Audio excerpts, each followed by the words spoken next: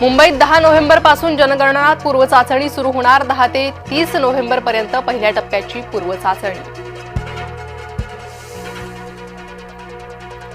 कुडाळ तालुक्यातील माणगाव खोऱ्यातील शेतकऱ्यांना मोठा दिलासा। अनेक वर्षांपासून रखडलेला आकारीपड जमिनीचा प्रश्न अखेर सुटला। बाजार मूल्याच्या केवळ 5% रक्कम जमा केल्यानंतर जमीन मिळणार। बच्चू कडू यांचा दुपारपासून महाराष्ट्रभर चक्काजाम।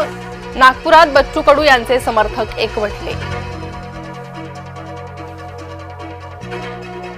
8व्या वेतन आयोगाला केंद्राची मंजुरी। 50 लाख केंद्र सरकारच्या कर्मचाऱ्यांना मिळणार लाभ। 1 जानेवारी 2026 पासून अंमलबजावणी।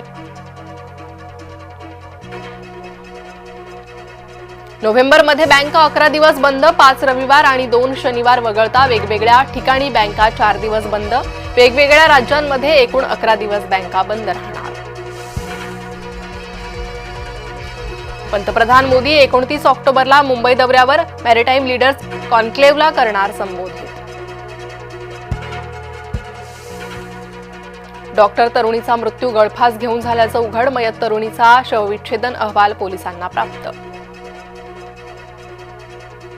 फलटण डॉक्टर महिला आत्महत्या प्रकरण। आरोपी प्रशांत बनकरला 3 दिवसांची पोलीस कोठडी। प्रशांत बनकरला 30 तारखेपर्यंत पोलीस कोठडी। निलेश घायवळ भोवतीचा फास आवळला। भारताची थेट इंग्लंडला विनंती। ब्रिटन पोलिसांनी निलेश घायवळला अटक करावी। आंध्र प्रदेशच्या किनाऱ्यावर धडकणार मोन्था चक्रीवादळ। आंध्राच्या किनारपट्टीवरून लोकांना हटवणं सुरू।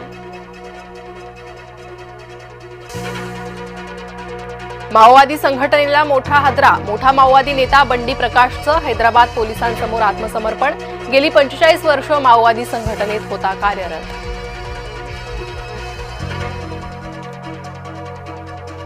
महाराष्ट्राच्या राजकारणात घुसले डोरेमॉन आणि नोबिता। शिवसेना भाजप नेत्यांचे परस्परांना टोमणे। कुणाला चपटी, कुणाला कोंबडं तर कुणाला लक्ष्मी। प्रकाश सोळंकेंची निवडणूक जिंकण्याची भलतीच त्रिसूत्री। लावणीच्या दणक्यानंतर सोळंकेंची चपटी चर्चेत। ठाण्यात ठाकरे कुटुंबाचं स्वप्न साकार। मनसेच्या बॅनरमुळे राजकीय चर्चांना उधाण।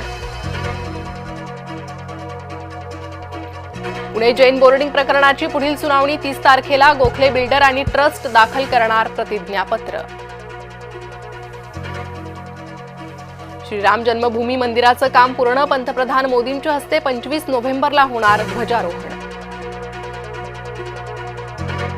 माजी खासदार डॉक्टर हिना गावित स्वगृही परतल्या। शेकडो कार्यकर्त्यांसह गावितांनी केला भाजपात प्रवेश।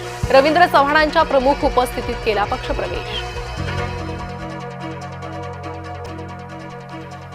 मोठा माओवादी नेता बंडी प्रकाशचं हैदराबाद पोलिसांसमोर आत्मसमर्पण। गेली 45 वर्ष माओवादी संघटनेत होता सक्रिय। रणजित सिंह निंबाळकर चौकशीच्या कक्षेत आले पाहिजेत। पत्रकार परिषदेतून सुषमा अंधारेंचा हल्लाबोल।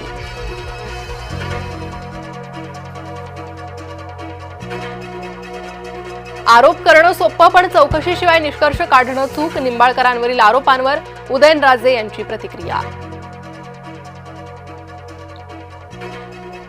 पूरग्रस्तांना मदतीसाठी निधी वाटप मंजूर। या आठवडाभरात 12,500 कोटीची मदत पूरग्रस्तांच्या खात्यात जाईल।